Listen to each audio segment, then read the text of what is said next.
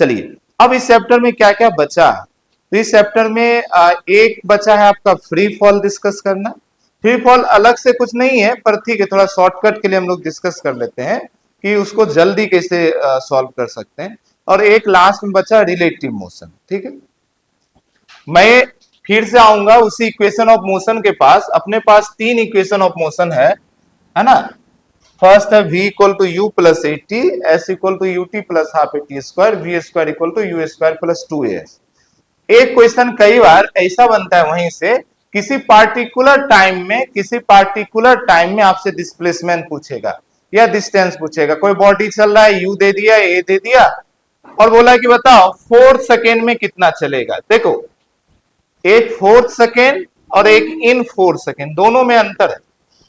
इन 4 second का मतलब कोई बॉडी है, मान लो आपके पास कोई बॉडी दे दिया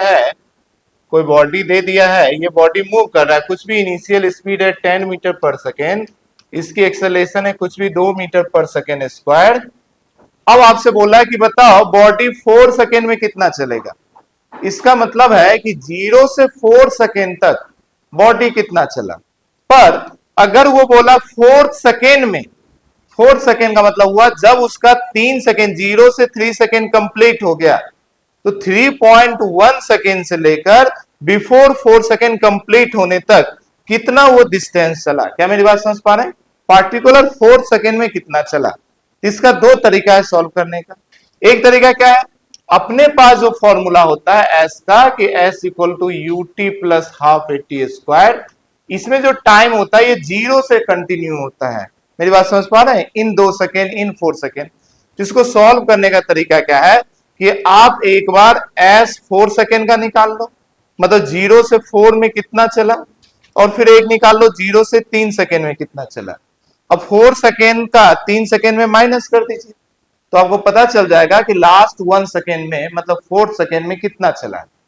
या तो ये करेंगे, या यही काम करके हम लोग एक शॉर्टकट फॉर्मूला बना लेंगे। ठीक है, अपनी बुकलेट वगैरह में दिया होगा ये फॉर्मूला, तो हम लोग इस फॉर्मूले को बना लेते हैं, किसी पार्टिकुलर टाइम पीरियड में कितना ऑब्जेक्ट चलेगा। क्लियर है ना? ठीक है, तो एक हेडिंग बना लीजिए, डिस्टेंस और डिस्प्लेसमेंट, दोनों अपने लिए बात एक ही है। अब तो इतना हमें विजडम हो गया कि कब डिस्टेंस होगा कब डिस्प्लेसमेंट होगा। तो distance displacement in nth second, किसी पार्टिकुलर सेकेंड में बॉडी का कितना डिस्प्लेसमेंट होगा या कितना डिस्टेंस होगा। ठीक है, इसका अप्रोच बिल्कुल सिंपल होगा। किसी भी पार्टिकुलर सेकेंड में जो हमारा डिस्प्लेसमेंट निकालना है उसका तरीका यही होगा। हम देखो कोई n सेकेंड लिए, मान लो 5 सेकेंड लिए, तो 5 सेकेंड का डिस्प्लेसमेंट निकाले, माइनस कर देंगे 4 सेकेंड का, यानी n-1 का। ठीक है, ये भी कर सकते हैं कि n+1 ले लिए और माइनस कर दिए, n का बात एक ही है।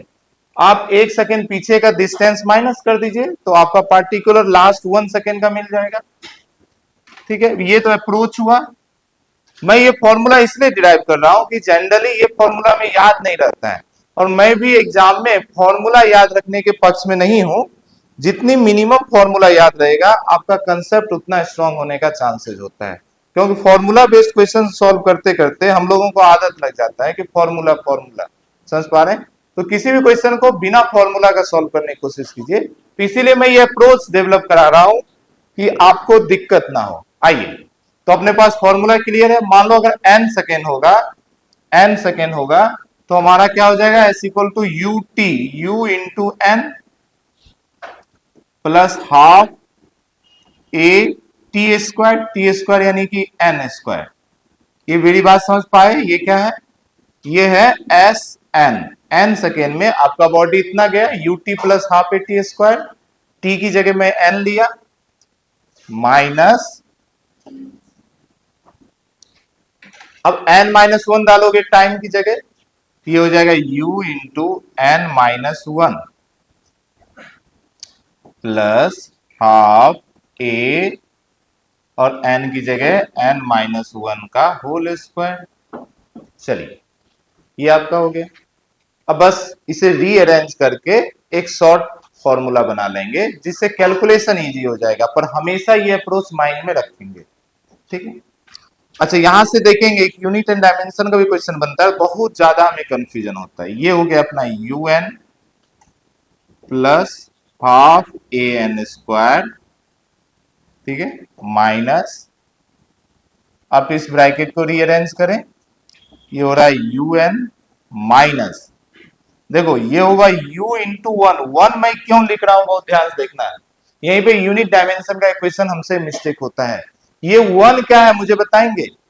टाइम, n-1 ये क्या था जी? टाइम। ये वन क्या है? टाइम ही है ना, ये याद रखना। अभी मैं समझाऊंगा क्यों मैं ये वन लिख रहा हूं, ये सेकेंड है, ये टाइम है, ठीक है। नहीं तो इसका जो शॉर्टकट आएगा ना, वो एक बार डायरेक्ट जेई पूछा था और बच्चे को लगा था ये डायमेंशन एरर है, मतलब हम लोग डायमेंशन चेक करते थे ना एप्लीकेशन, वहां पर मिस्टेक होता है अपने से, ठीक है। अब इस ब्रैकेट को मैं ओपन कर रहा हूं, प्लस हाफ ए, और इस होल स्क्वायर को तोड़ दीजिए, a square plus b square minus 2ab, ठीक है। ओके, अब मैं होल ब्रैकेट ओपन कर रहा हूं, UN plus half AN square minus UN plus U into one, देखो ये फिर से इसको माइनस कर देगा, माइनस हाफ A, ठीक है। अब उसमें से कुछ ब्रैकेट ले सकते हैं, ठीक है। यहां पे n ले लीजिए,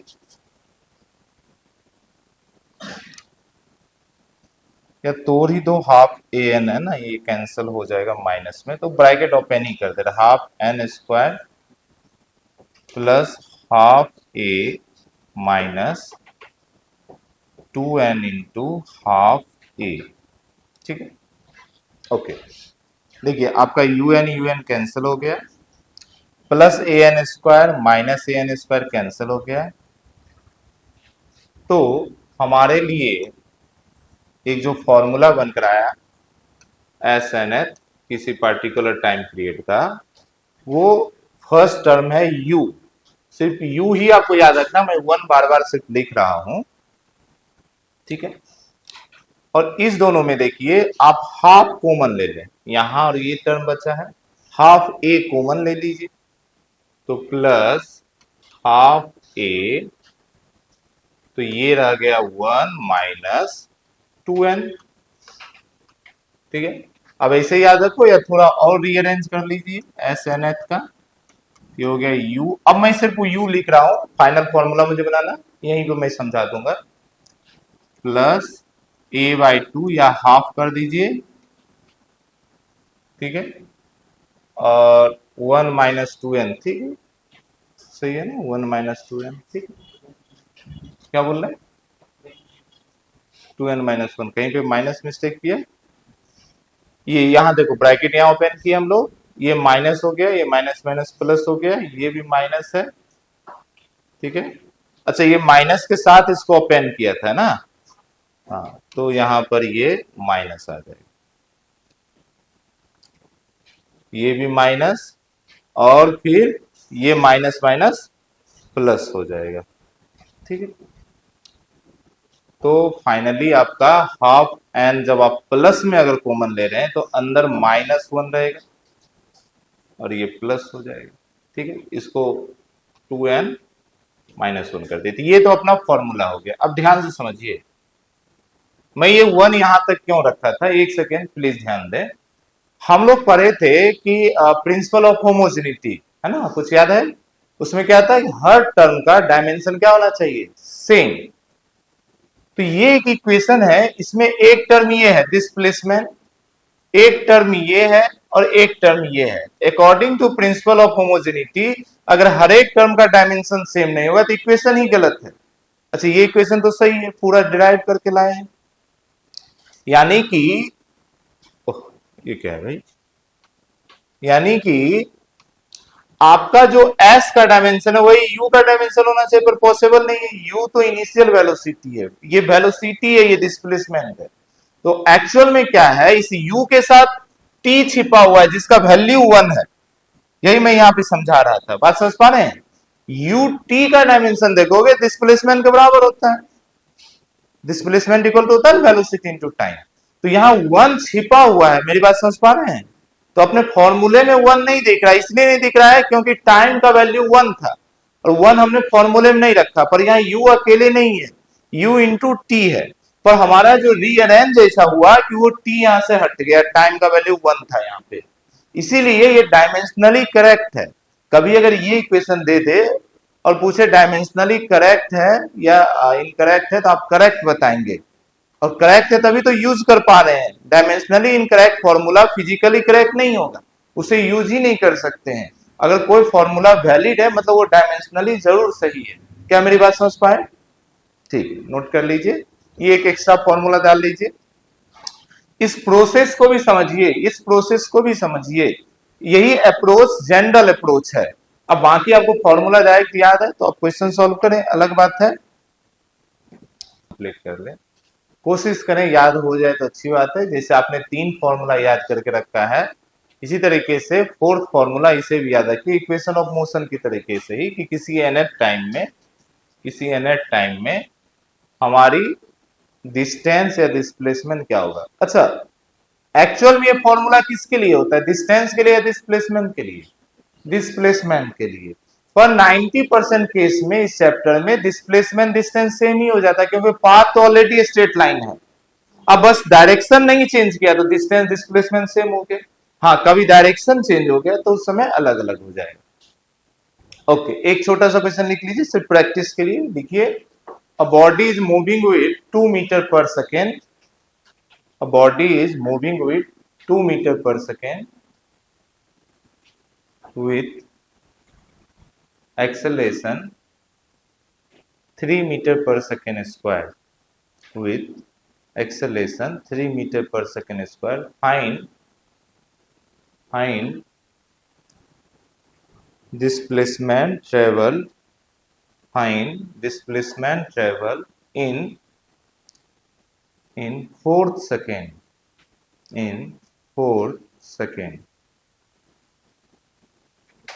बातें समझ पा रहे हैं? अच्छा, आपको घर पे जब रिवीजन करें तो दोनों में अंतर समझ में आए, इसीलिए पार्ट बी इसी क्वेश्चन में एक और लिख लीजिए, find displacement travel in 4 second.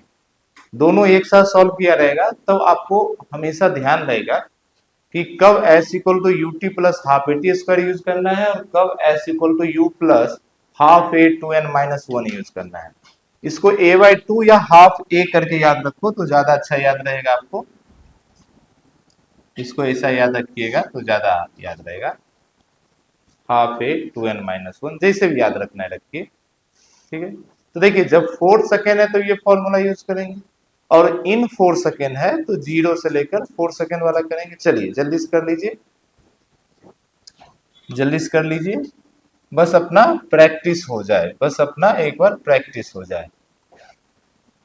ठीक है, जब 4 सेकेंड का करेंगे तब तो हम ये फॉर्मूला यूज करेंगे, 2 मीटर पर सेकेंड तो यू की जगह 2, हाफ एक्सेलरेशन की जगह 3, 2 इंटू एन की वैल्यू 4 माइनस 1, इसको सॉल्व कर लेंगे जो वैल्यू आ जाए।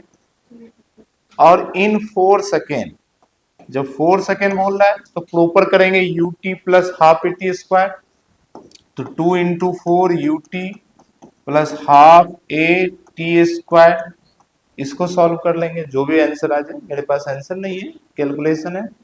अब दोनों सॉल्व करके नीचे रखें ताकि आपकी नोट्स में जब भी रिवाइज करें तो एक बार आपके माइंड में ये बातें क्लिक हो जाए कि अगर 4th सेकेंड 3rd सेकेंड कुछ ऐसा बोले, ये n क्या है ये भी हमारा क्लियर हो, जिस पार्टिकुलर टाइम पीरियड पे निकाल रहे हैं वही n है।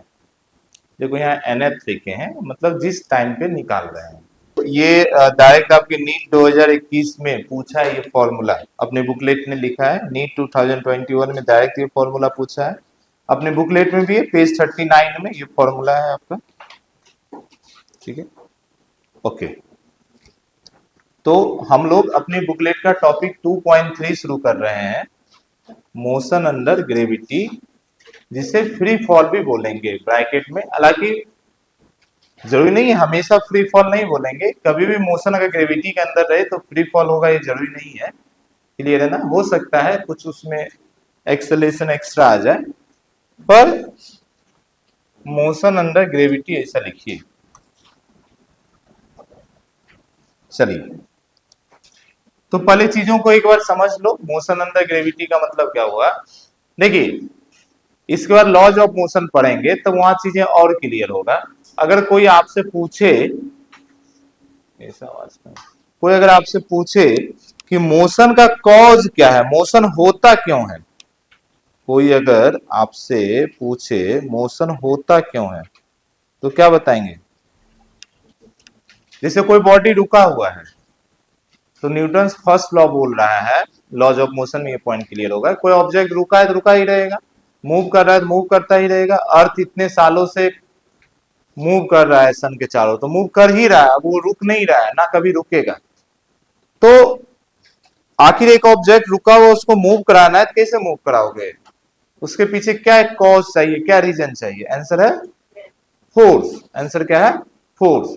फोर्स जो है रियल कल्प्रिट है किसी भी मोशन का। किसी भी मोशन के पीछे जो रियल कॉज है वो मोशन फोर्स ही है। ठीक है, तो अगर कोई मोशन ग्रेविटेशनल फोर्स के कारण हो रहा है, उसी को हम लोग बोल रहे हैं मोशन अंडर ग्रेविटी। समझ पा रहे हैं?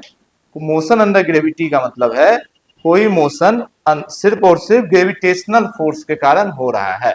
तो पहला स्टेप लिख लीजिए, इफ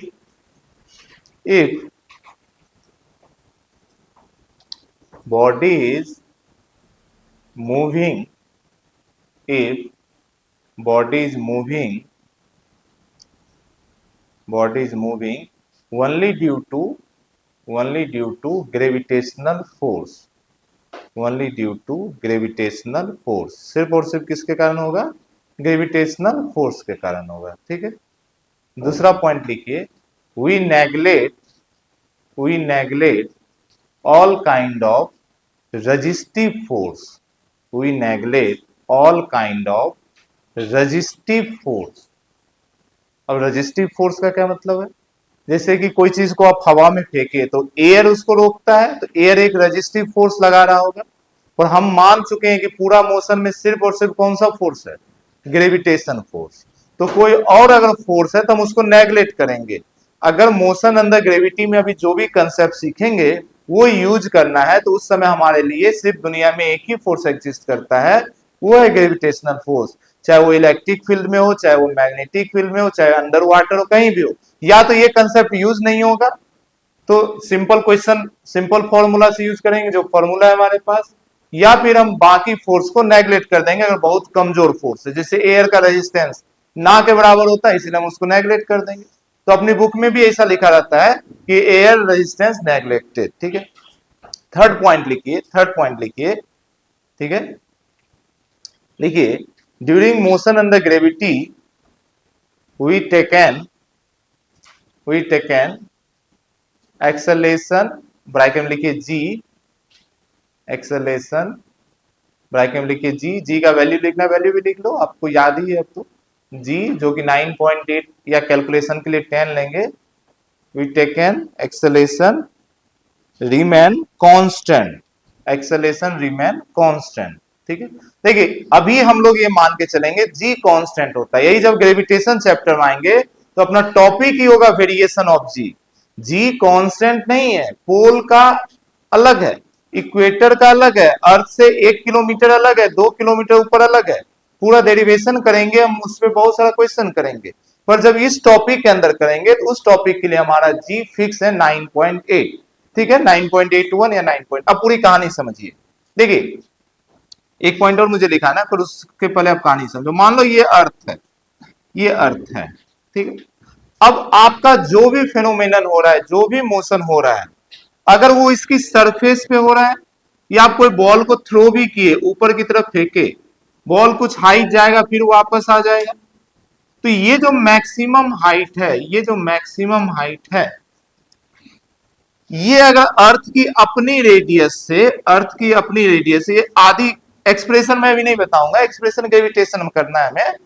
इसकी जो हाइट है, ये अगर हाइट बहुत ज्यादा छोटा हो अर्थ की रेडियस से, तो हम मान के चलते हैं इस कंडीशन में g कांस्टेंट होता है। इस कंडीशन में मानते हैं कि g जो है वो कांस्टेंट है, वो बदलता नहीं है, और जिसकी वैल्यू 9.8 मान लो या 10 मान लीजिए। क्या मेरी बात समझ पाए? अब रियल बातें भी यही है, जैसे अर्थ भी एक स्फीयर नहीं है, आप भी जानते हैं उसका शेप अलग है, पर एवरेज रेडियस अर्थ का होता है 6400 किलोमीटर। 6400 किलोमीटर। अब एक बॉल को आप कितना ही ऊपर फेंक दोगे, सोचो कितना हाइट तक आप फेंक सकते हैं। लंबाई में फेंक कर देख लो कितना दूर तक फेंक सकते हैं। क्या 1 किलोमीटर भी आप फेंक सकते हैं क्या? 1 किलोमीटर समझ रहे हैं, यहां से कहां आपका घर, मतलब ऐसा एनएच जो है हाईवे है वो भी 1 किलोमीटर नहीं, वो तो 200 मीटर है। यहां से जो हाईवे है 200 से 300 मीटर होगा। 1 किलोमीटर समझ रहे हैं, यहां से कमली घाट, यहां से फेंक रहे हैं कमली घाट, तो पॉसिबल नहीं है आपके लिए। यानी कि आप 1 किलोमीटर भी नहीं फेंक पा रहे, तो हमारा ये जो हाइट है ये लेस देन है अपना 1 किलोमीटर। तो अब 64,000 के कंपेयर में 1 का कोई वैल्यू नहीं। आपके पास 64,000 रुपीज हो जाए, 1 रुपया अगर उसमें खो भी गया तो आपको दुख नहीं होगा। मेरी बात समझ पा रहे हैं? यानी ये 1 किलोमीटर को हम नेगलेक्ट कर सकते हैं, इसीलिए इस कंडीशन में हमारा जी कांस्टेंट होगा, मतलब हम लोग एज्यूम करेंगे, होता नहीं है। ये पहली बात है, ठीक है। तो उसके नीचे हम लोग क्या माने कि ये जी हमारा कांस्टेंट रहेगा। क्लियर है? आइए अब हम लोग आगे बढ़ते हैं। ये सब नोट करने की कोई जरूरत नहीं है, जब ग्रेविटेशन पढ़ेंगे तो ये सारी चीजें और डिटेल में पढ़ेंगे। अब हमें क्या समझना है, फ्री फॉल में दो केसें हो सकता है। क्या दो केस? यहां फॉल भी हो सकता है, मतलब कोई ऑब्जेक्ट ऊपर से नीचे, जैसे इसको छोड़ दिए, मेरी बात समझो, इसको छोड़ दिए तो ये नीचे गिरा, तो जब आपके हाथ से ये लिव किया, छूटा, तो और आप यहां तक पहुंचा, इस दौरान जितनी देर एयर में रहा इस पे कौन सा फोर्स लग रहा था? सिर्फ और सिर्फ ग्रेविटेशन। ग्रेविटेशन तो लग रहा था ना जी। एयर रेजिस्टेंस या कोई भी रेजिस्टिव फोर्स तो हम नेगलेक्ट कर चुके हैं, तो ये मोशन को हम मानेंगे मोशन अंडर ग्रेविटी या फ्री फॉल। लेकिन अगर मैं नीचे से ऊपर फेंका, फिर से वही कहानी है, जैसे मेरे हाथ से नीचे निकला ये धीरे धीरे ऊपर आ रहा था, आपने एक बार छोड़ दिया तो जितनी देर हवा में रहा ऊपर आने के समय उतनी देर भी इस पे कौन सा फोर्स लग रहा था? सिर्फ और सिर्फ ग्रेविटेशन फोर्स। तो फ्री फॉल इसको हम बोलते अलग हैं, जरूर इसको फ्री फॉल बोलते हैं, पर यहां फ्री फॉल का मतलब सिर्फ गिरना ही नहीं है।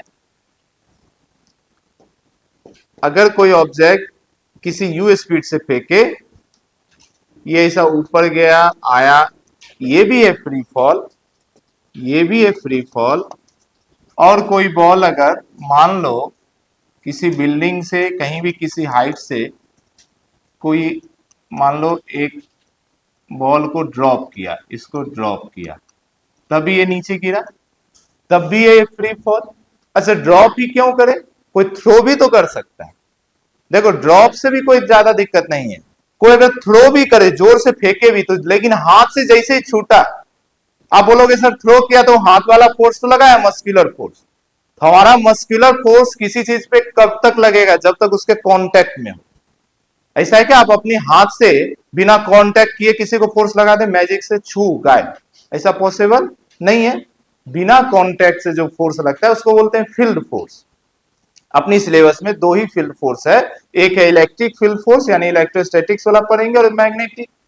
तो जो मस्कुलर फोर्स है, जो कांटेक्ट फोर्स यानी वो तभी लगेगा या तभी तक लगेगा जब तक उसके कांटेक्ट में रहेगा। तो ये पेन, हाँ जब तक उसके हाथ में तब तक फ्री फॉल का कंसेप्ट नहीं लगेगा। बाकी आप जितना भी जोर से फेंकना है फेंक दीजिए। आप एक बार फेंक दिए, ये आपके हाथ से छूट गया, डिटैच हो गया, इस पे सिर्फ एक ही फोर्स बचा, कौन सा? Gravitation force. मेरी बात समझ पा रहे हैं? तो मान लो कोई आदमी किसी बिल्डिंग से किसी हाइट से अगर इनिशियल कुछ स्पीड से भी, इनिशियल ये बॉल को कुछ स्पीड से भी फेंका, तब भी ये कौन सा है? फ्री फॉल ही है। बातें समझ पा रहे? और ये तो है ही ना फ्री फॉल। देखो ना ऊपर फेंका था, हाथ से फोर्स लगाया था, पर वो फोर्स कब तक लगा था? जब तक बॉल उसके हाथ में था। एक बार ऑब्जेक्ट उसके हाथ से डिटैच हो गया, अब आपका मस्कुलर फोर्स इस पे नहीं लग रहा है। क्लियर है ना? मस्कुलर फोर्स का काम इतना था कि बॉडी को जब आप हाथ में लिए थे उस समय इसका वेलोसिटी 0 था, और आपका हाथ से छूटते समय इसकी वेलोसिटी u आ गया। तो 0 से u का सफर आपका हाथ फोर्स दिया, तो हम तो इस यू का कैलकुलेशन ही नहीं करे, यू के बाद की कहानी पढ़ रहे हैं। क्या मेरी बात समझ पा रहे हैं? तो दूसरा मिसकंसेप्शन ये ना हो हमारे माइंड में कि फ्री फॉल मतलब सिर्फ गिरना। Free fall motion under gravity का मतलब है बॉडी ऊपर जाए, नीचे जाए, या कैसे और भी जाए। कैसे और भी जाए मतलब ध्यान समझो, जब लॉज ऑफ मोशन पढ़ाऊंगा तो यही कंसेप्ट फिर से सिखाऊंगा, यही कंसेप्ट फिर से सिखाऊंगा। मान लो एक इंक्लाइन प्लेन है, अब बस जब तक फ्रिक्शन नहीं पड़े, यानी हम बोलेंगे ये स्मूथ सरफेस है, ये स्मूथ सरफेस है, ये फ्रिक्शन लेस है, समझ पा रहे हैं? अब एक बॉल को हम ऊपर की ओर फेंके किसी यू स्पीड से, फ्रिक्शन को नेगलेक्ट करें, ऑल रेजिस्टिव फोर्स जब भी हम नेगलेक्ट करेंगे तो वो खुद फ्री फॉल बन जाएगा। क्योंकि अब देखो, अब जब ये बॉडी यहां से धीरे धीरे धीरे धीरे आगे बढ़ रहा है, मुझे बताओ इस पे कौन सा फोर्स लग रहा है? कौन सा फोर्स लग रहा है? अर्थ पे कोई भी एक्टिविटी हो रहा है उसमें ग्रेविटेशन फोर्स तो लगेगा ही ना, तो ग्रेविटेशन तो लग ही रहा है, इसके अलावा और कोई फोर्स नहीं है। एक फ्रिक्शन लग रहा है पर मैंने उसको नेगलेक्ट करके रखा, मैंने माना ये सरफेस इतना स्मूथ है कि फ्रिक्शन है ही नहीं। क्या मेरी बात समझ पा रहे हैं? इसके बाद 2D मोशन का पहला एग्जांपल होगा प्रोजेक्टाइल मोशन। प्रोजेक्टाइल मोशन क्या करेंगे, ये अर्थ है, यहां से किसी बॉल को लेंगे, किसी एंगल पर फेंकेंगे। कहानी सेम है, कहानी सेम है। यहां एंगल हमारा 90 डिग्री था, यहां एंगल 90 डिग्री था, अब एंगल 90 डिग्री नहीं है, लेस देन 90 डिग्री है। ये लेस देन 90 डिग्री है, तो इसी का नाम हो गया प्रोजेक्टाइल मोशन। इसको ऐसा करके फेंके। अब सोचो ये बॉल हवा में चला, कहीं जाके गिरा, तो ये बॉल कहीं पे भी रहा, ये बॉल कहीं पे भी जाके गिरा, क्या जितनी देर हवा में था इस पे कौन सा फोर्स लग रहा था? सिर्फ और सिर्फ, अरे बोलो, सिर्फ और सिर्फ ग्रेविटेशन। क्लियर है ना? एयर का रेजिस्टेंस तो हम पहले नेगलेक्ट कर चुके हैं। तो कहना ये सारा मोशन, ये सारा मोशन एक ही है, फ्री फॉल या मोशन अंडर ग्रेविटी। ठीक है, अलग अलग कंडीशन में अलग अलग नाम पढ़ेंगे तो उससे कंफ्यूज नहीं होना है। तो अभी जो मैं दो चार फॉर्मूला यूज कराऊंगा, सेम फॉर्मूला आपको प्रोजेक्टाइल में काम आ जाएगा। प्रोजेक्टाइल जब तक इंक्लाइन प्लेन नहीं करेंगे, मैं आपको कोई भी एक्स्ट्रा फॉर्मूला नहीं याद कराऊंगा। इंक्लाइन प्लेन में थोड़ा सा फॉर्मूला आएगा, वहां पे ये जो सिंपल फॉर्मूला है, दो दो या एक और प्रोजेक्टाइल करेंगे हम लोग, बोलेंगे हॉरिजॉन्टल प्रोजेक्टाइल। कैसा? मानो ये कोई बिल्डिंग है, यहां से एक बॉल को लिए सामने फेंक दिए यू स्पीड से, एक बॉल को सामने ऐसा फेंके तो बॉल क्या सीधे चलता चला जाएगा? नहीं, ये बॉल ऐसा जाकर गिरेगा अर्थ पे, कभी ना कभी तो गिरेगा। आप कोई चीज को लो और सीधा ऐसा थ्रो करो, तो थ्रो करो तो थोड़ी दुनिया हमेशा दुनिया सीधा चलते चला जाएगा, ये कहीं ना कहीं जाके ऐसा गिरेगा। क्यों? क्योंकि हमेशा नीचे की ओर क्या लग रहा है? Gravitational force. तो ये बॉल जब हवा में था, जब हवा में था, तो बताओ इस पे कौन सा फोर्स लग रहा था? Only gravitational force. तो ये भी है फ्री फॉल ही या मोशन अंडर ग्रेविटी। एक बंदूक से, एक गन से कोई शूट कर रहे हैं, तो उससे जो बुलेट निकल रहा है, वो बुलेट कौन सा मोशन कर रहा है? आंसर है मोशन अंडर ग्रेविटी। अगर हम एयर की रेजिस्टेंस को क्या कर दिए? नेगलेक्ट कर दिए। और एयर की रेजिस्टेंस को नेगलेक्ट करेंगे ही करेंगे। एयर रेजिस्टेंस किसी चैप्टर में नहीं आएगा, अपनी सिलेबस में ही कहीं पे नहीं है। बात समझ पा रहे हैं? ड्रैग फोर्स थोड़ा बहुत कभी आएगा, फ्लूइड के समय हम लोग पढ़ेंगे, जब बर्नौली वगैरह देखेंगे तब। अदरवाइज ओवरऑल पूरा मैकेनिक्स में ये वाला पोर्शन जो up to rotational motion, air हमेशा नेगलेक्ट होगा, ये दिमाग में बैठा लीजिए। यानी कि आपको फिजिक्स में एयर रेजिस्टेंस को हमेशा नेगलेक्ट ही करेंगे। फ्रिक्शन भी मैक्सिमम टाइम नेगलेक्ट होगा, क्वेश्चन में बोल कर आएगा। जब फ्रिक्शन डिस्कस करेंगे तो उस समय और भी कंसेप्ट क्लियर हो जाएगा। क्लियर है? तो अब एग्जांपल में दो चार ये जल्दी जल्दी डायग्राम बना लीजिए अपनी नोट्स में। ठीक है, अब ये सारा मोशन आप पहचान लीजिए कि ये सारा कंडीशन जो है अपने पास अलग अलग चैप्टर में आएगा, पर वो एक ही है, वो एक ही है जिसका नाम है मोशन अंडर ग्रेविटी। अभी के लिए सिर्फ ये दो केस करेंगे, अभी के लिए ये दो केस करेंगे। ये प्रोजेक्टाइल मोशन ऑलरेडी एक टॉपिक है, ये लॉज ऑफ मोशन में ऑलरेडी हम लोग करेंगे इंक्लाइन प्लेन, ये दोनों प्रोजेक्टाइल ही है। बाकी का केस अगले चैप्टर में हम लोग डिस्कस करेंगे। चलिए मैं बोर्ड क्लीन कर रहा हूं, जल्दी जिनका रिमेनिंग है लास्ट जल्दी करें, जल्दी करें। ठीक है, ऑलमोस्ट सभी का हो गया। तो अब देखिए, अब हम लोग पार्टिकुलर एक प्रोफाइल पे डिस्कस करेंगे। ठीक है, उससे पहले आप जो पढ़ रहे हैं फ्री फॉल, इसका जनरल मीनिंग क्या होता है? तो जनरल मीनिंग वही है जो अभी समझे थे कि कोई ऑब्जेक्ट पे सिर्फ और सिर्फ एक ही फोर्स लगेगा, ग्रेविटेशन फोर्स, और फोर्स ही एक्सेलेरेशन लाता है। तो जब भी किसी बॉडी का नेट एक्सेलेरेशन इक्वल टू जी हो जाए, नेट एक्सेलेरेशन जी हो जाए, तब हम उस मोशन को बोलते हैं फ्री फॉल मोशन। ठीक है, ये तो सिंपल सी बातें हो गई। अब ये जो फ्री फॉल मोशन है, ये कैसा मोशन है? मोशन का क्लासिफिकेशन कैसे किए थे, याद करो। बोले थे मोशन दो टाइप का, यूनिफॉर्म, नॉन यूनिफॉर्म, है ना। यूनिफॉर्म का मतलब जिसके पास एक्सेलेरेशन नहीं हो। याद कीजिए मोशन का एक क्लासिफिकेशन शॉर्ट में मैं आपको याद दिला रहा हूं। हम लोग कैसे किए थे? हम लोग बोले थे एक मोशन है, कोई भी मोशन कितने टाइप का दुनिया में एग्जिस्ट कर सकता है। तो पहले तो यूनिफॉर्म, यूनिफॉर्म का मतलब था नॉन एक्सेलेरेटेड मोशन, जहां पर वेलोसिटी कांस्टेंट होता है। इसका मतलब था v कांस्टेंट यानी एक्सेलेरेशन जीरो यानी इसका नाम था नॉन एक्सेलेरेटेड मोशन। ये सब लिखा हुआ है आपका, नॉन एक्सेलेरेटेड मोशन। इसका हम लोग बात किए थे, इस केस में सिर्फ अपने पास एक ही फॉर्मूला है। कौन सा formula? Velocity equal to displacement by time. एक ही formula, speed equal to distance by time, velocity equal to displacement by time. कभी भी एक्सेलेरेशन नहीं रहेगा तो फॉर्मूला एक ही है आपके पास, इसके अलावा कोई फॉर्मूला नहीं। अब अलग बात है, इसको इधर ले जाइए, displacement equal to velocity into time बोलिए, टाइम को इधर ले जाइए, time equal to displacement by velocity बोलिए। वो तो इसका मैनिपुलेशन है। क्या मेरी बात समझ पा रहे हैं? इसके बाद हम लोग दूसरा मोशन देखे थे जो कि था non uniform motion. Non uniform का मतलब है वेलोसिटी हमारा वेरिएबल होगा। वेलोसिटी वेरिएबल है, वेलोसिटी को चेंज कराना किसके जीवन का लक्ष्य है? एक्सेलेरेशन का।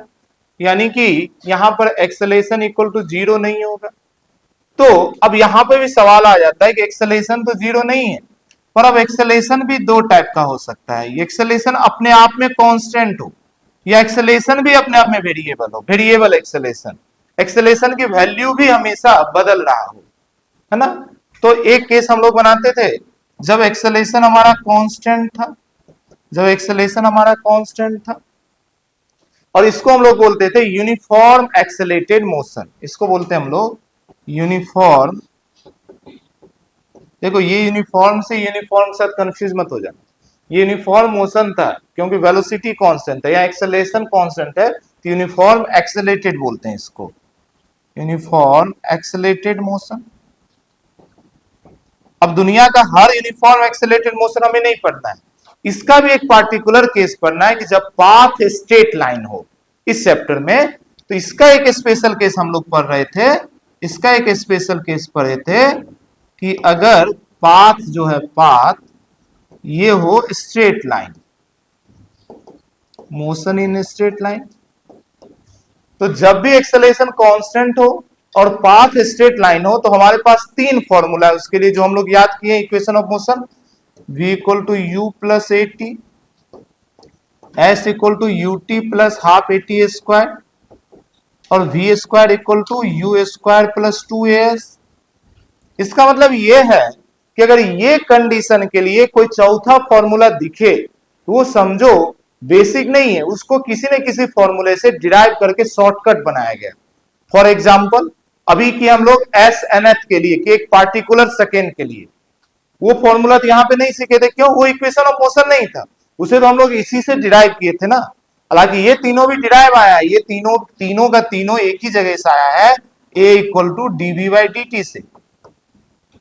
पर डेरिवेशन हमें क्या है, वो तो 11th में आप किए होंगे जब भी करना था, पर इसे स्टैंडर्ड तीन इक्वेशन ऑफ मोशन मानते हैं। क्लियर है ना मेरी बात है? तो अभी फ्री फॉल में जो भी मैं फॉर्मूला याद कराऊंगा, डिराइव नहीं कराऊंगा, जिसका मैंने कोई डेरिवेशन नहीं कराया था, वो आप समझे इसी तीन इक्वेशन से आया है, इसी तीन इक्वेशन से आया है जो आपको मालूम है। अब बचा अगर कभी एक्सेलेरेशन भी वेरिएबल हो जाए, अगर कभी एक्सेलेरेशन वेरिएबल हो जाए तब यहां पर कोई स्टैंडर्ड फॉर्मूला नहीं है, कोई स्टैंडर्ड इक्वेशन नहीं है, आपको कैलकुलस की मदद लेना है। तो वहां पर कैलकुलस यूज करेंगे, इंटीग्रेशन डिफरेंशिएशन से सॉल्व करेंगे। क्लियर है ना? यहां के लिए एक ही उपाय है, यूजिंग कैलकुलस, यूज कैलकुलस, ठीक है। इसीलिए कैलकुलस मैकेनिक्स का एक इंटीग्रल पार्ट है। न्यूटन मैकेनिक्स पढ़ाते पढ़ाते यानी मैकेनिक्स पढ़ते पढ़ते ही कैलकुलस डेवलप किए थे। मैकेनिक्स का मेजर पोर्शन न्यूटन ही डेवलप किए और कैलकुलस पूरा उन्हीं का देन है, ठीक है। तो अभी जो हम लोग काम करेंगे उसमें अगर आपको एग्जाम में कोई फॉर्मूला याद नहीं आया तो आपके पास यही 3 फॉर्मूला है, इसको यूज करें और अभी हम लोग कुछ शॉर्टकट करेंगे, ठीक है ना। ओके, तो पहला प्रोफाइल लिखिए। 2 प्रोफाइल हमें करना है, एक प्रोफाइल अर्थ से कोई ऑब्जेक्ट ऊपर की ओर फेंकेंगे और दूसरा प्रोफाइल ऊपर से नीचे ड्रॉप करेंगे। तो अपना पहला प्रोफाइल बना रहे हैं।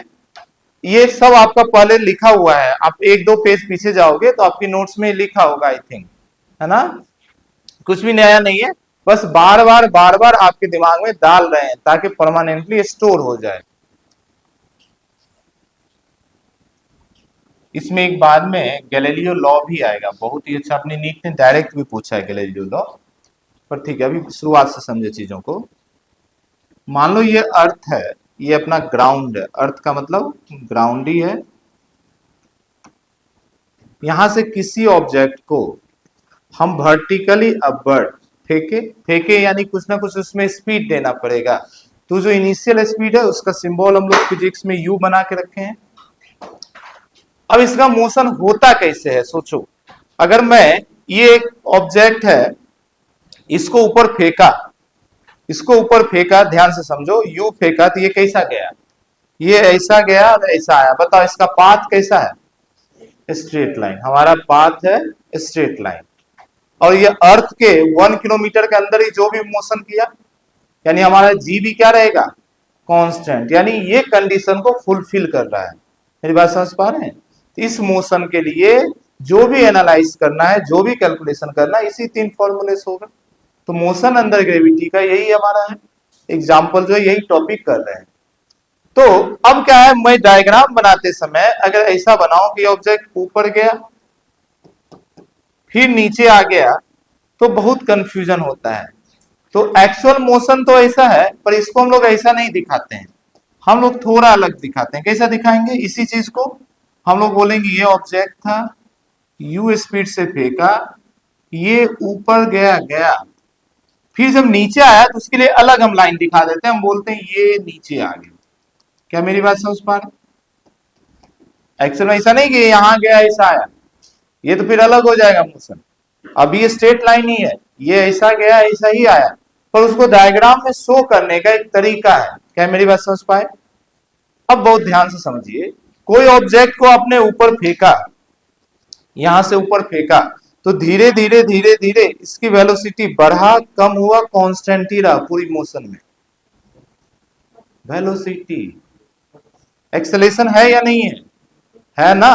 एक्सेलेरेशन एंड वेलोसिटी तो चेंज होगा ही होगा, कांस्टेंट तो रह ही नहीं सकता है। फिर समझो, जैसे इसको फेंके, जब तक ऊपर नहीं पहुंचा तब तक धीरे धीरे इसकी वेलोसिटी क्या हो रहा है, कम हो रहा है। मेरी बात समझ पा रहे हैं। मान लो 10 की स्पीड से हम फेंके तो 10 हुआ, 9 8 7 6 5 0 जीरो वेलोसिटी का मतलब क्या हुआ, अब उसके पास चल नहीं सकता है, तो जाकर रुक गया, यानी उसके ऊपर नहीं गया। मेरी बात समझ पा रहे हैं। मैं क्या समझाना चाहता हूं, मैं आपको यह समझाना चाह रहा हूं कि जब ये टॉप पॉइंट पर पहुंचा था उस समय इसकी वेलोसिटी कितना हो गया था, 0। क्या मेरी बात समझ पा रहे हैं।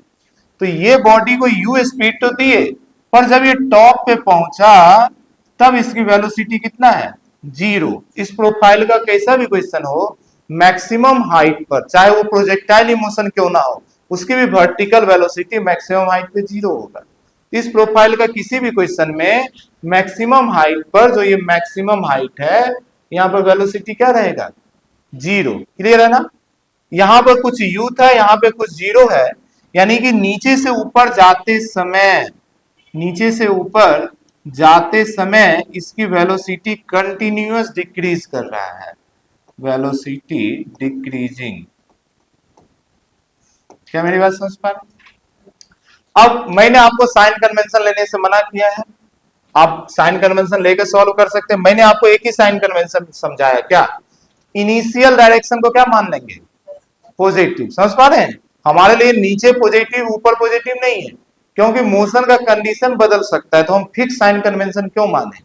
मेरा कहना है कि अभी इनिशियल मोशन ऊपर था, तो हमारे लिए ऊपर प्लस हो गया, नीचे क्या हो गया, माइनस। मेरी बात समझ पा रहे हैं। इस पूरे मोशन में एक्सेलेरेशन तो हमेशा नीचे ही लग रहा होगा, इस पे एक्सेलेरेशन तो हमेशा नीचे ही लग रहा होगा, नीचे ही लग रहा होगा इसमें acceleration g, acceleration equal to g, जिसकी डायरेक्शन नीचे होगा। चाहे ऑब्जेक्ट ऊपर ही क्यों नहीं पहुंच गया, पर उसमें एक्सेलेरेशन तो नीचे ही लग रहा है। क्या मेरी बात समझ पा रहे हैं। ऐसे भी देखो वेलोसिटी डिक्रीज क्यों हो रहा है, क्योंकि वेलोसिटी की डायरेक्शन ऊपर और एक्सेलेरेशन की डायरेक्शन नीचे, तो दोनों अपोजिट डायरेक्शन में होता है तो वेलोसिटी डिक्रीज होता है, और जब सेम डायरेक्शन में होता है तो वेलोसिटी क्या होता है, इंक्रीज होता है। मेरी बात समझ पा रहे हैं। तो जब तक ऑब्जेक्ट ग्राउंड से टॉप पॉइंट तक पहुंचेगा उस समय तक उसकी वेलोसिटी कंटिन्यूअस डिक्रीज कर रहा होगा, पर एक्सेलेरेशन कांस्टेंट है, उसकी वैल्यू भी फिक्स है 10 या 9.8, और उसकी डायरेक्शन भी फिक्स है नीचे।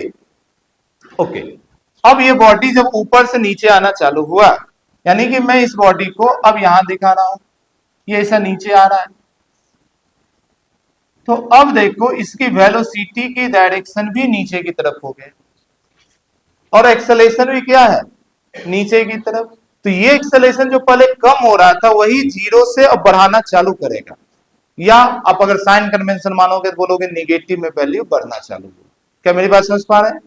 तो अब यहां से टॉप पॉइंट से नीचे वाली पॉइंट तक वेलोसिटी का डायरेक्शन और एक्सेलेरेशन का डायरेक्शन सेम है, इसमें अब एक्सेलेरेशन भी इसी डायरेक्शन में लग रहा है, जी भी इसी डायरेक्शन में लग रहा है, इसीलिए अब टॉप पॉइंट से ग्राउंड पॉइंट तक, टॉप पॉइंट से ग्राउंड पॉइंट तक जो ये नीचे आ रहा है, इस समय इसकी वेलोसिटी इंक्रीजिंग हो जाएगी।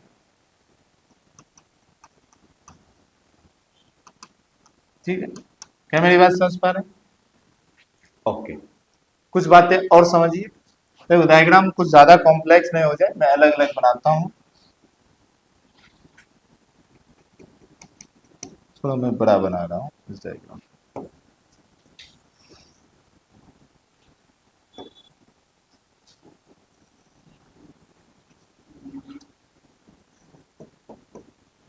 इसे आप यूएसपी टीए, ये गया गया, ये आ गया आपका, समझिए। अब ये जो पूरा मोशन है, ये जो पूरा मोशन है, ये मोशन जो होता है ना मिरर इमेज होता है, ये समझो, ये पूरा मोशन एक मिरर इमेज होता है। मान लो ये एक मिरर है, ये एक मिरर है, ये पूरा मोशन मिरर इमेज होता है। नीचे से ऊपर जाना, ऊपर से नीचे आना, ये एक मिरर इमेज है। मिरर इमेज क्या होता है जी, मिरर इमेज होता है आप सामने खड़ा हो जाओ, जैसा आप है वैसा ही सामने वाला दिखेगा, आपका हाइट जितना उतना ही हाइट उसका। मेरी बात समझ पा रहे हैं। ये हाथ आपका लेफ्ट, उधर दिखेगा राइट, पर हाथ इतना बड़ा ही रहेगा। क्लियर है। तो यहां पर जैसे देखो ये बॉल है, इसको अपना इमेज दिखा, दिखा ना जी, पर ये इसके पास स्पीड किधर था, ऊपर, तो इसके पास स्पीड किधर हो गया, नीचे। क्लियर है। इसके पास अगर 10 की स्पीड होता शुरुआत में, तो लास्ट में भी 10 का ही स्पीड होता।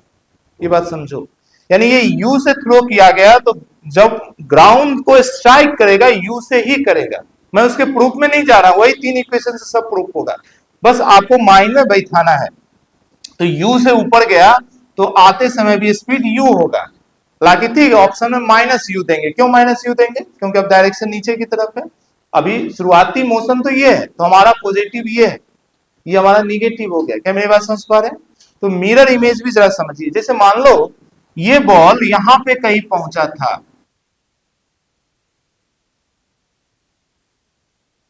सेकेंड, ये बॉल अपनी इमेज को देखेगा, यानी बॉल का जब यहां पे पहुंचेगा वापस आते समय, तो इसके पास भी स्पीड 2 मीटर पर सेकेंड ही होगा, ये हाथ इतना बड़ा ही रहेगा। बस मिरर में आपको देखोगे तो राइट हैंड किस में दिखता है, लेफ्ट हैंड में। कुछ याद आ रहा है, लेटरल इन्वर्जन प्लेन मिरर का प्रॉपर्टी होता है, नहीं तो ऑप्टिक्स में फिर सीखेंगे। तो ये जो ऊपर की तरफ है इसका स्पीड हो जाएगा नीचे की तरफ। क्या मेरी बात समझ पाए, हेलो, मेरी बात समझ पाए, याद रहेगा ये बात। तो ऊपर वाला जो है वो नीचे वाला दोनों सेम। दूसरा मिरर इमेज समझो, इसे अगर यहां से यहां जाने में, इसे यहां से यहां जाने में मान लो 5 सेकेंड लगा, ये सामने वाला दिखेगा, सामने वाले को भी देखेगा ये, तो यहां इसको यहां से यहां आने में भी 5 सेकेंड ही लगेगा, इसको भी यहां से नीचे आने में 5 सेकेंड ही लगेगा। ये सब मिरर इमेज होता है। जितनी मोशन, जितना टाइम में ये ऊपर गया, उतनी टाइम में उतनी दूर से नीचे आएगा, ओवरऑल भी उतना ही लगेगा। ग्राउंड से टॉप पॉइंट जाने में जितना टाइम लगेगा, टॉप पॉइंट से ग्राउंड आने में भी उतना ही टाइम लगेगा। क्या मेरी बात समझ पा रहे हैं आप? ये सारा कंसेप्ट आप याद रखेंगे। तो इन शॉर्ट मैं एक नीचे लिख रहा हूं, आप पहले ये सब डायग्राम बना ले, फिर मैं आगे की डायग्राम से और भी चीजें मुझे समझाना है। कि मान लो कोई ऑब्जेक्ट को आपने यू से फेंका, ये यू यू यू यहां आ गया यू, ठीक है।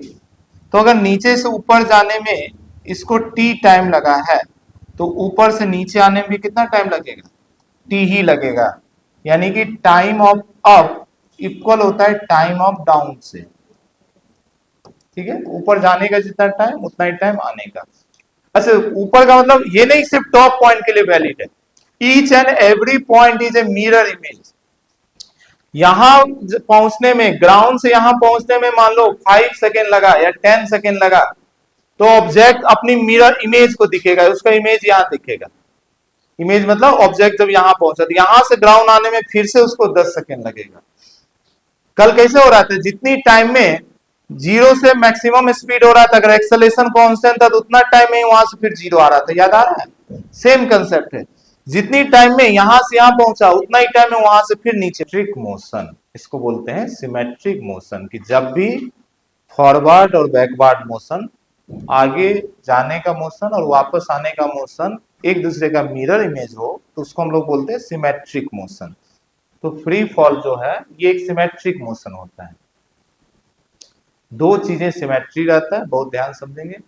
डिस्टेंस तो सिमेट्री है ही, डिस्टेंस तो सिमेट्री है ही, ये तो सोचने वाली बात नहीं। यहां से यहां तक जो हाइट होगा वही हाइट यहां से यहां तक होगा, उसी के कारण ये चीजें होंगे। एक्सेलेरेशन सेम रहा, डिस्टेंस सेम रहा, इसलिए सब सेम आ गया। आप तीनों इक्वेशन की मदद से इसे प्रूव कर सकते हैं।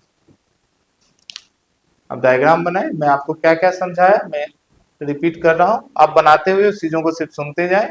पहली बार हम ये समझे कि ऑब्जेक्ट का पाथ स्ट्रेट लाइन होता है, और हम अपनी कैलकुलेशन के लिए उसको दिखाएंगे बगल में आ रहा है। आप जिस स्पीड से किसी ऑब्जेक्ट को फेंकेंगे, तो धीरे धीरे उसकी स्पीड कम होगा टॉप पॉइंट तक पहुंचने में। क्यों? क्योंकि एक्सेलरेशन नीचे है, स्पीड ऊपर है। कम होके एक समय आएगा वेलोसिटी जीरो हो जाएगा। जब वेलोसिटी जीरो होगा तो वही होगा टॉप पॉइंट। तो टॉप पॉइंट पर वेलोसिटी हमेशा जीरो होगा, बोला नहीं जाएगा क्वेश्चन में। फिर टॉप पॉइंट से जब ग्राउंड की ओर नीचे आएगा, तो उस समय वेलोसिटी और एक्सेलरेशन दोनों का डायरेक्शन सेम है, इसीलिए धीरे धीरे वेलोसिटी इंक्रीज करेगा। अगली पॉइंट समझे कि ऊपर का मोशन और नीचे का मोशन मिरर इमेज होता है या सिमेट्री होता है। यानी किसी भी पार्टिकुलर पॉइंट पे जाते समय जितना हाइट है, उतना ही हाइट उसे फिर से ग्राउंड पहुंचने में तय करना पड़ेगा, डिस्टेंस ट्रेवल करना पड़ेगा। इसलिए आने में जितना टाइम लगा था, उस पॉइंट से ग्राउंड तक जाने में भी टाइम उतना ही लगेगा, और उस पॉइंट पर जितनी उसकी स्पीड है उतनी ही स्पीड रहेगा। बस जाते समय उसकी स्पीड ऊपर की तरफ होगा, तो आते समय उसकी वेलोसिटी या स्पीड नीचे की तरफ होगा। ये बातें आपको माइंड में बिठाना है, ठीक है। डायग्राम बनाने के बाद नीचे लिख लीजिए एक पॉइंट, लिखिए this motion are symmetry in nature, this motion are symmetry in nature, that is this motion are symmetry in nature, that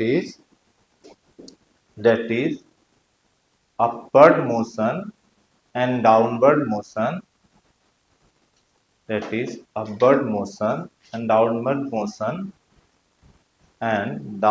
motion are mirror image to each other, mirror image to each other। दोनों एक दूसरे का क्या है? Mirror image है। अच्छा, mirror image से यहाँ पे फिर ऑप्टिक्स दिमाग में मत घुसाने लगना, चाहो तो ब्रैकेट में लिख लो value remain same only direction changes. Value same रहेगा, सिर्फ डायरेक्शन बदलेगा, इसका डायरेक्शन ऊपर तो इसका डायरेक्शन नीचे, ऐसा। चाहो तो ब्रैकेट में लिख लो, value remain same only direction changes. सिर्फ डायरेक्शन चेंज होता है, वैल्यू सेम रहता है। ठीक है, मिरर इमेज का मतलब यही हुआ। आइए, तो अब हम लोग फ्री फॉल का जो ये प्रोफाइल था, कोई ऑब्जेक्ट को नीचे से ऊपर फेंकेंगे, उसका बेसिक क्लियर हो गया। अब इसके बाद क्वेश्चन आप सॉल्व कर सकते हैं उस तीनों इक्वेशन की मदद से, या उस तीनों का मैं शॉर्टकट बताता हूं। 3 फॉर्मूला में याद रखना है। टाइम जाने में कितना लगता है उसका फॉर्मूला, आने में टाइम कितना लगता है उसका फॉर्मूला, मैक्सिमम हाइट कितना जाएगा उसका फॉर्मूला, बस। ठीक है, तो आइए एक एक करके मैं आपको फॉर्मूला सिखाता हूं। तो फर्स्ट फॉर्मूला, अगर कोई ऑब्जेक्ट है, इसको u स्पीड से हम थ्रो किए, ठीक है, तो ये जो मैक्सिमम हाइट जाएगा, ये जो मैक्सिमम हाइट जाएगा, जब इसकी वेलोसिटी 0 हो जाएगा, अब इसके बाद वापस आना है, इसको जाने में जो टाइम लगेगा t ऑफ अप, इसका फॉर्मूला हो जाएगा u बाय जी, इसका फॉर्मूला हो जाएगा u बाय जी।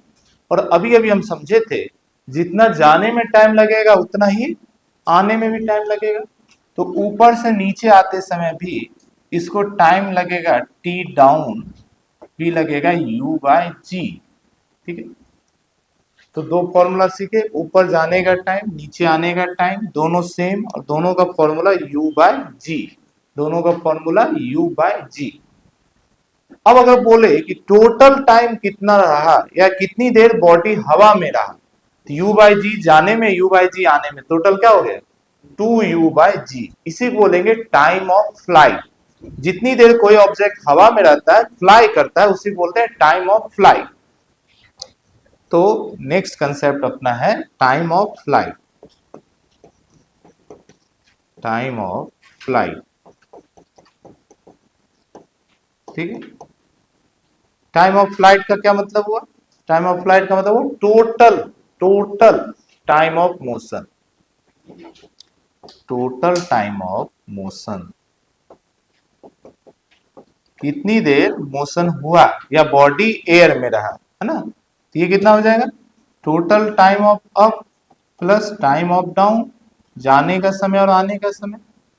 ठीक है, तो टोटल टाइम ऑफ फ्लाइट को सिंपल टी बोलेंगे, t equal to u by g plus u by g, तो फाइनली हो गया 2u बाई जी। ये सारा फॉर्मूला आपको प्रोजेक्टाइल में यूज होगा, 2u by ji. Total time कितना हुआ 2u बाई जी। इसको याद ही करते जाइए, इसको याद ही करते जाइए, ये याद करना जरूरी है, इसीलिए मैं आपको लिखा रहा हूं और इसका नहीं करा रहा हूं, डेरिवेशन से कोई मतलब नहीं। तो ये आपको भूलना नहीं है। जी की वैल्यू जब हम लोग 10 ले लेते हैं तो ये कैलकुलेशन बहुत ही आसान हो जाता है, समझ पा रहे हैं। जैसे मानो इससे कितना आसान हो जाएगा, अगर मैं आपसे बोलूं कि कोई ऑब्जेक्ट को 100 मीटर पर सेकेंड से मैं फेंक रहा हूं, एक ऑब्जेक्ट है, ठीक है, मैंने उसे 100 मीटर पर सेकेंड से ऊपर की तरफ फेंका, बताओ कितनी देर में मैक्सिमम हाइट पे पहुंचेगा 10 सेकेंड। ओरल बता सकते u बाई जी 100 बाई 10, जी की वैल्यू 10 नहीं, क्या मेरी बात समझ पा रहे हैं। कितनी देर बाद वापस आपके हाथ में दोबारा आकर गिरेगा 20 सेकेंड, 10 सेकेंड 10 सेकेंड। ओरल कर पा रहे हैं, देखो ना u by g, u 100 by g 10 10 10 20, क्या मेरी बात समझ पा रहे हैं। तो इस तरीके से अगर फॉर्मूला याद है तो आपको कैलकुलेशन बहुत ही फास्ट भी हो जाएगा और सोचने का एक लॉजिक भी मिलेगा आपको। हाँ बोलिए, क्या बोल रहे हैं। 2 मीटर पर सेकेंड से फेंका तो 0.2 सेकेंड, जी की वैल्यू 10, 2 बाई 10 जाने में, 0.2 आने में 0.4। अगर u की वैल्यू हम 2 मीटर पर सेकेंड में, फिर भी कैलकुलेशन आसान होगा या नहीं बताओ। अगर टाइम जाने का पूछा तो u बाई जी, तो 2 बाई 10 सोचने में क्या टाइम लगेगा, जी हम 10 ले रहे हैं। अच्छा मानो अपनी ऑप्शन में 9.8 लेकर किया है, तो अपना जहां 0.2 आया वहां पर क्या आएगा 0.2 से थोड़ा ज्यादा या थोड़ा कम, मेरी बात ध्यान समझो। आप 2/10 किए तो ये आया 0.2। आपको ये पता है अगर 0.2 नहीं है तो हो सकता है 9.8 लेकर किया हो, तो 2/9.8 करेंगे तो मुझे सिर्फ इतना बताओ बेसिक लॉजिक से, इसकी वैल्यू 0.2 से ज्यादा होगा या कम होगा? अरे भाई जिससे डिवाइड कर रहे उसको कम कर दिए, ज्यादा होगा। मेरी बात समझ पा रहे हैं? बस ये पॉइंट क्लियर होना चाहिए। अब इससे थोड़ा ज्यादा जो आंसर होगा उसको हम सही मान लेंगे। क्या मेरी बात समझ पा रहे हैं? हाँ, ये अगर आप वहां पे लगा दे इससे कम होगा तो फिर गड़बड़ हो जाएगा। समझ पा रहे हैं? तो बस हम कैलकुलेशन हमेशा 10 लेकर ही करेंगे, हम 10 लेकर ही करेंगे। नीट में 9.8 लेकर करेंगे तो बहुत मुश्किल है। बात तो समझ पा रहे हैं? कैलकुलेशन भी टाइम चला जाएगा। ओके, तो इस प्रोफाइल से आप दो कैलकुलेशन बहुत फास्ट कर लेंगे अगर आपको यू पता है, क्योंकि फॉर्मूले में यू ही है। तो कोई ऑब्जेक्ट कितनी देर में ऊपर पहुंचेगा, कितनी देर में ऊपर से नीचे आएगा, या वापस कितनी देर में हाथ में आ जाएगा। क्लियर है? तो ये हो गया। ये दूसरा है कि ये मैक्सिमम कितना हाइट तक जा सकता है, ये ऑब्जेक्ट कितना मैक्सिमम हाइट तक जा सकता है। तो आइए नेक्स्ट प्रोफाइल करते हैं। ये हो गया ना हम सभी का?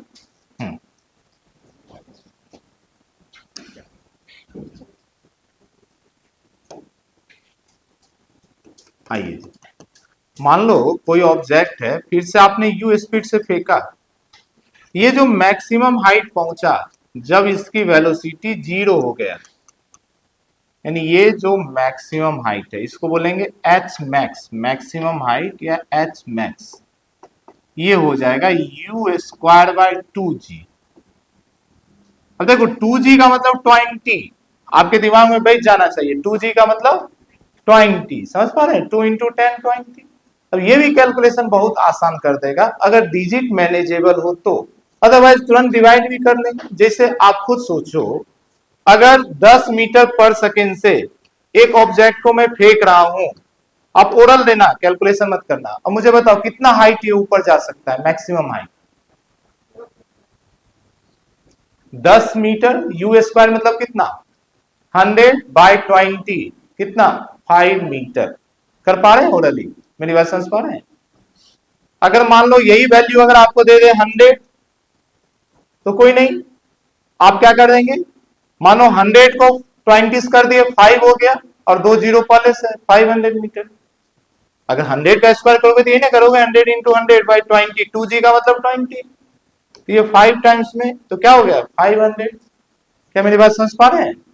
तो आप अपनी कैलकुलेशन को बहुत ही फास्ट भी कर सकते हैं, और फास्ट तो ठीक है, आसान क्वेश्चन रहेगा तो उसमें फास्ट हो जाएगा।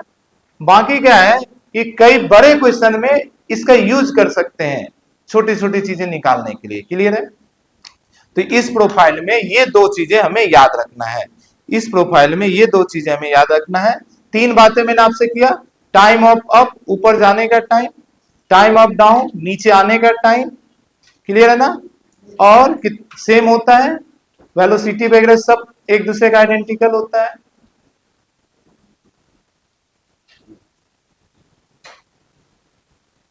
हाँ, और हम लोग क्या देखें एक बार, चलिए वापस से हम लोग याद करेंगे साथ में, फिर हम लोग नेक्स्ट दूसरे प्रोफाइल पे बढ़ेंगे। हो गया नहीं ये? ठीक है, मुझे बताओ ऊपर जाने का time, time of up u/g, बिना देखे हुए पूरी क्लास बोलेंगे, सोएंगे बिल्कुल नहीं। ठीक है, ऊपर जाने का टाइम u/g, ऊपर से नीचे आने का भी टाइम u/g, तो टोटल टाइम क्या हो गया 2u/g, है ना? इसी को क्या बोलेंगे, टाइम ऑफ फ्लाइट।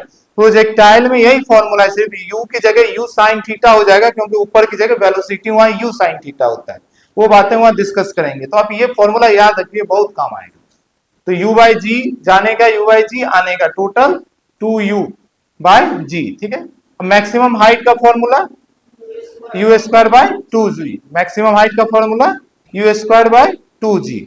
चलिए दूसरा प्रोफाइल लिखिए, दूसरा प्रोफाइल लिखिए कि अगर ऑब्जेक्ट को कहीं ऊपर से ड्रॉप किया जाए, थ्रो नहीं, थ्रो के लिए फिर ओरिजिनल फॉर्मूले पे जाना पड़ेगा, हमारा u 0 रहेगा अभी। तो दूसरा प्रोफाइल लिखिए, when object is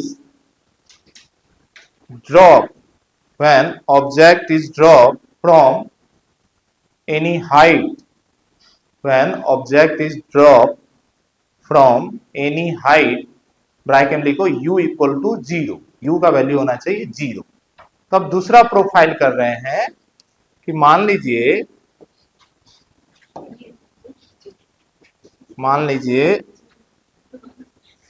u equal to 0, u का वैल्यू 0 है रहेगा।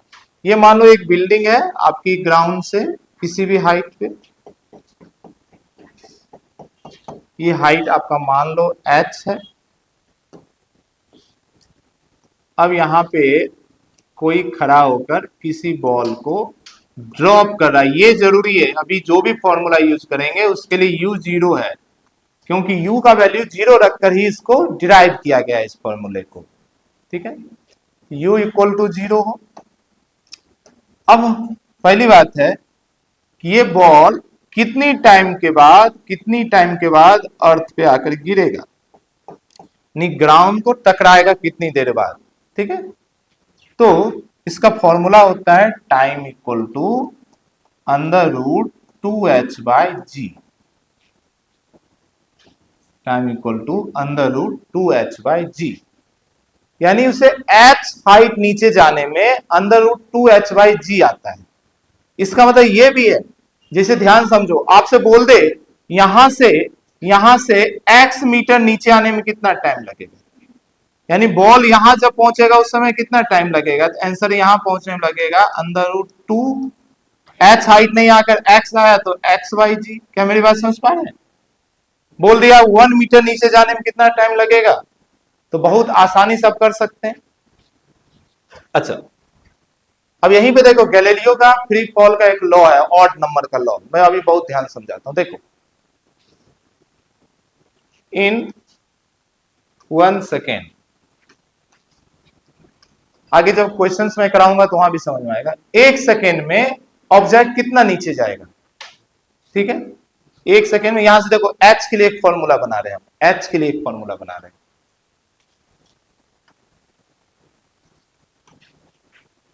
ये हो गया आपका t square equal to 2h by g, मेरी बात समझ पा रहे हैं? ये हो गया g t square by 2 equal to h, ये h है, ठीक है ना। अब बहुत ध्यान से देखो, अगर t का वैल्यू 1 सेकेंड लेते हैं तो h का वैल्यू कितना होगा, g 10 लेकर करो इजी कैलकुलेशन के लिए, ठीक है। तो 1 सेकेंड में हाइट कितना नीचे गिरता है कोई ऑब्जेक्ट, देखो 10 इंटू 1 का स्क्वायर 1 इंटू 2 कितना आ गया 5 मीटर, ठीक है। अच्छा, t का वैल्यू 2 सेकेंड लीजिए, ठीक है। तो जरा देखो h, देखो 10 इंटू 4 बाई 2, 10, 2 का स्क्वायर 4 बाई 2, मेरी बात समझ पा रहे हैं? ये कितना आ गया,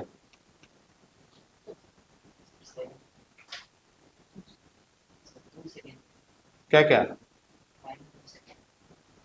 हाँ, तो t का वैल्यू 2 सेकेंड लिया ना, तो g का वैल्यू 10 लिया, t का वैल्यू 2 का स्क्वायर 4 हुआ ना,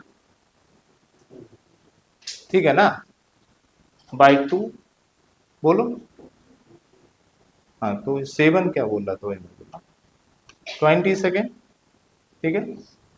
अच्छा सॉरी, ओवरऑल 1 सेकेंड के बाद यहां से देखो ऑड नंबर, उसने ऑड नंबर कैसे दिया था, उसने इसे दिए थे गैलीलियो ने, जैसे t 0 है तो 0 से देखना शुरू किया, तो अभी उसकी घड़ी में 1 सेकेंड हुआ, अब अगले 1 सेकेंड में उसकी घड़ी में 3 सेकेंड का हम ले रहे हैं, मतलब 1 से 3 सेकेंड, 1 सेकेंड बाद हुआ तो 2 सेकेंड हुआ, पर ओवरऑल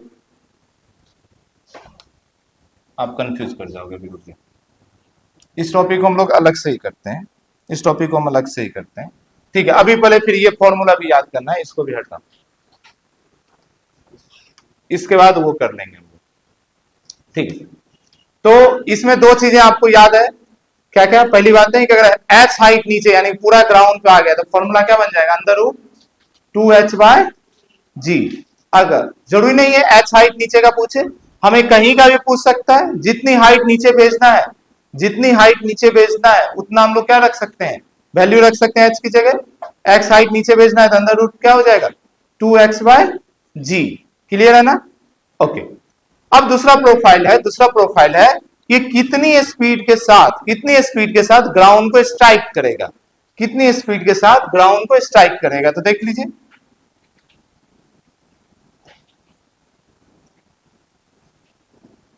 यहां से आपने इसको ड्रॉप किया है, यानी u आपका 0 है, ये कोई हाइट h है, ये जो ग्राउंड पे आके जो स्ट्राइक करेगा इसकी जो वेलोसिटी होगा अंडर रूट 2gh होगा।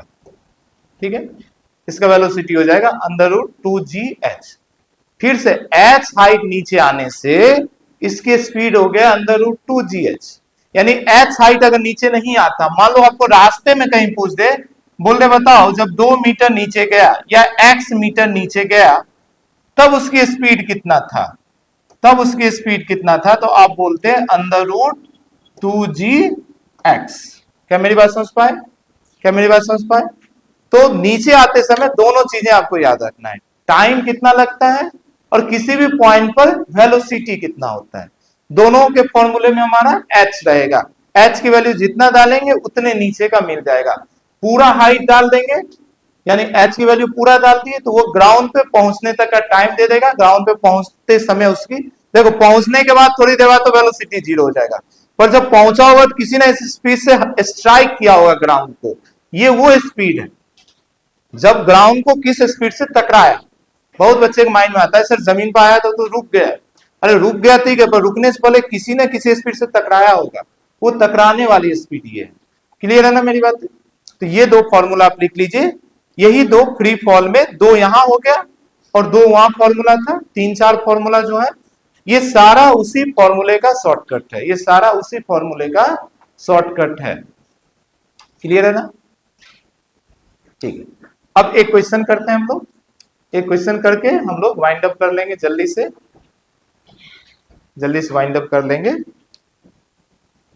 अब ये जब क्वेश्चन होगा तो उसी से आपका जो मैं अभी डिस्कस कर रहा था कि गैलीलियो का लॉ हम लोग करना है, वो भी आपका क्लियर हो जाएगा।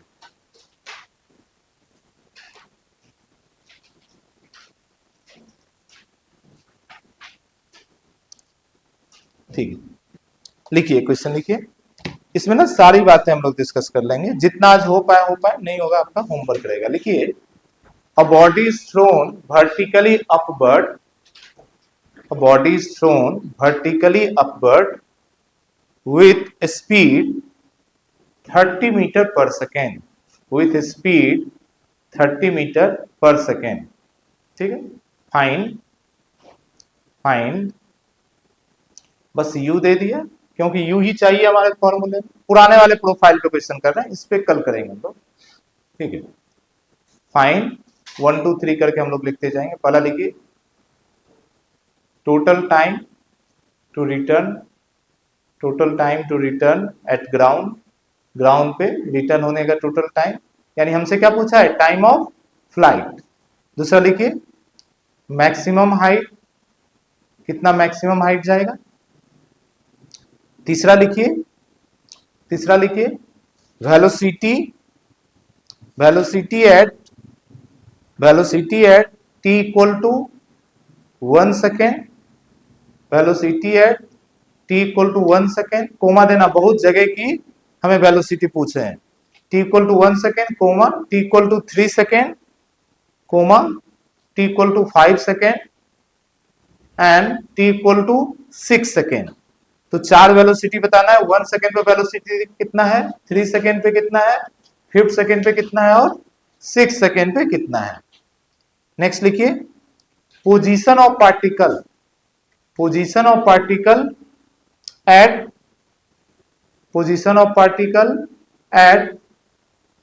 t equal to 2 second, comma t equal to 3 second, comma t equal to 4 second, comma t equal to 5 second. तो 2 second, 3 second, 4 second and 5 second में बॉडी कहां कहां पे है, उसकी पोजीशन बताओ, मतलब कितनी कितनी हाइट पर है। ठीक है, नेक्स्ट क्वेश्चन लिखिए, मतलब इसी का next, distance travel in 4 second, 4 second में टोटल कितना डिस्टेंस गया। फिर से डिस्प्लेसमेंट नहीं है, डिस्टेंस है। Distance travel in 4 second, distance travel in 4 second. Last लिखिए, last, displacement in last second, displacement in last second of its upward journey, of its upward journey. फिर से बोल रहा हूं, displacement in last second of its upward journey, ऊपर की तरफ का मोशन। ठीक है, चलिए वन बाय वन करते हैं, साथ में करते जाते हैं, साथ में करते जाते हैं।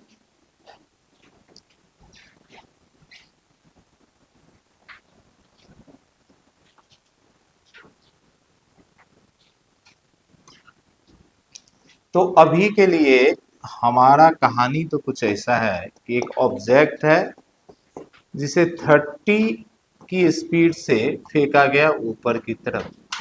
ठीक है, चलिए जी, पहले का आंसर तो डायरेक्ट बता दो।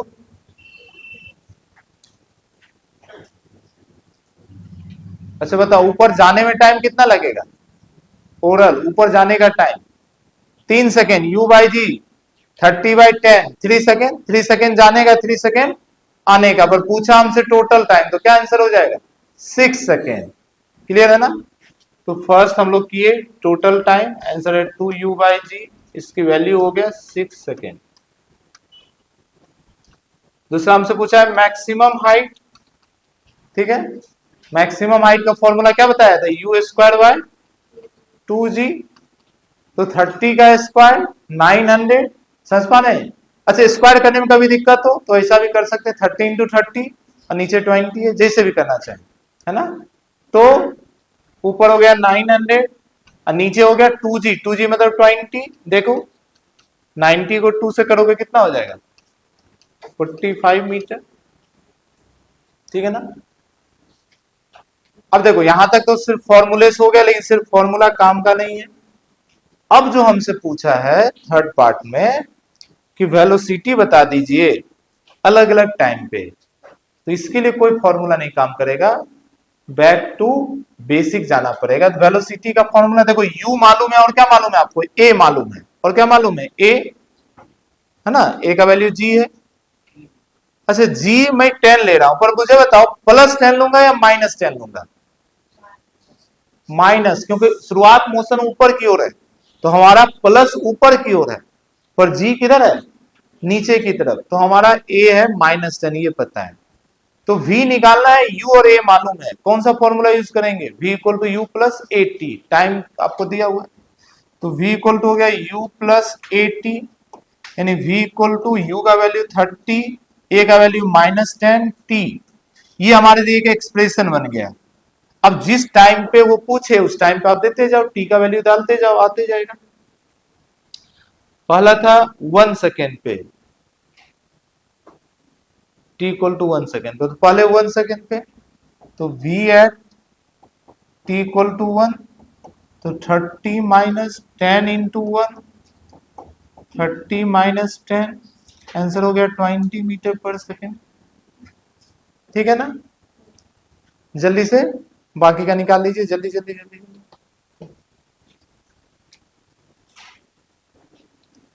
3 सेकेंड पे कितना हो जाएगा? 0, -10 × 3 करोगे 30 - 30 0 हो जाएगा। जल्दी निकाल लीजिए। इसी तरीके से 5 पे 6 पे। अब देखो 0 के बाद जो भी स्पीड आएगा 3 सेकेंड में टॉप पे पहुंच गया, तो उसके बाद नीचे आ रहा है, तो वेलोसिटी का वैल्यू किस में आएगा? माइनस में। समझ पा रहे हैं ना? तो वैल्यू आएगा माइनस में, वैल्यू आएगा माइनस में। अच्छा, t = 6 सेकेंड, 6 सेकेंड को फिर से 30 आ जाना चाहिए। देखो 6 सेकेंड कौन सा टाइम है? ट्विंग। मेरी बात समझ पा रहे हैं? तो 30 से ऊपर फेंके थे तो जमीन से टकराएगा भी कितनी स्पीड से?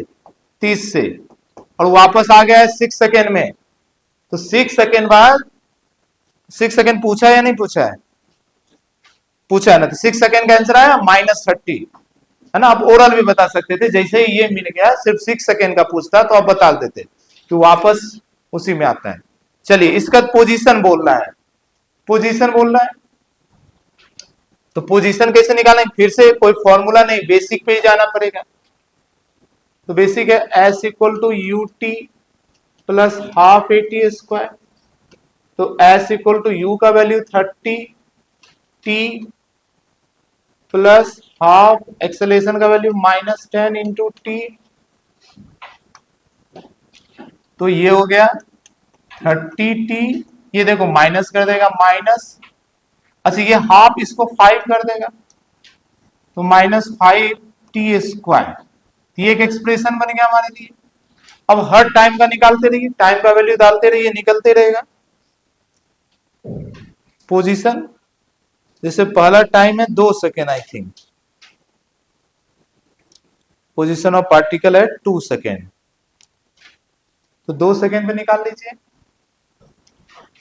S at t equal to 2, देखो 30 इंटू 2 -5 इंटू 2 का स्क्वायर, ये हो गया 60 minus 5 into 4, 60 minus 20, that is 40 metre. यानी ग्राउंड से 40 मीटर हाइट पर है, टोटल 45 मीटर गया है। फिर अब और आगे निकालिए, फिर आगे निकालिए।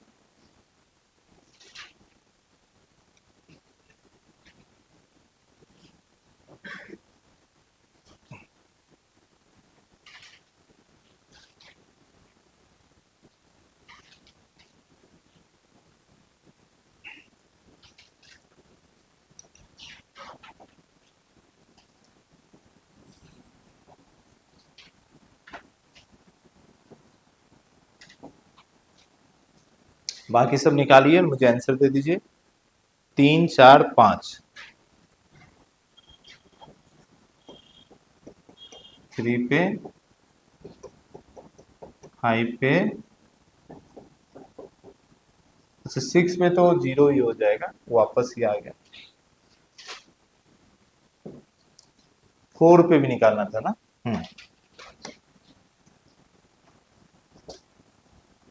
4 पे और 5 पे।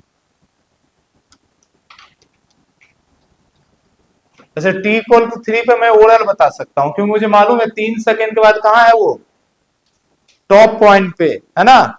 टॉप पॉइंट पहले ही निकाल चुके हो 45, अलग से कैलकुलेशन करने की जरूरत नहीं है। बाकी आप इससे भी निकालिए, 3 सेकेंड पे ही तो ऊपर गया था, फिर 3 में नीचे आया, तो तीसरा सेकेंड में तो वो टॉप पे बैठा हुआ है, यानी इसका हो गया 45। देखिए आपका 45 आया है ना। अब 4 सेकेंड निकालिए, फिर से 40 है ना, क्योंकि बाकी का 4 सेकेंड में इसे 40 मीटर जाना है, 2 सेकेंड बचा हुआ है, तो ठीक है। और 5 सेकेंड में 25, 40 एंड 25, क्या यही आया आपका, ठीक है ना।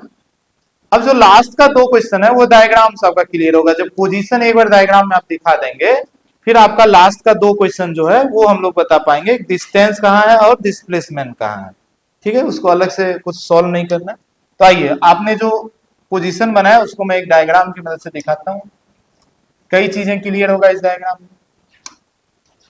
चलिए ध्यान से देखेंगे। ये था जी, शुरुआत तो यहीं पे था, मैं इसको t इक्वल टू 0 बोल देता हूं। बॉडी यूं चला,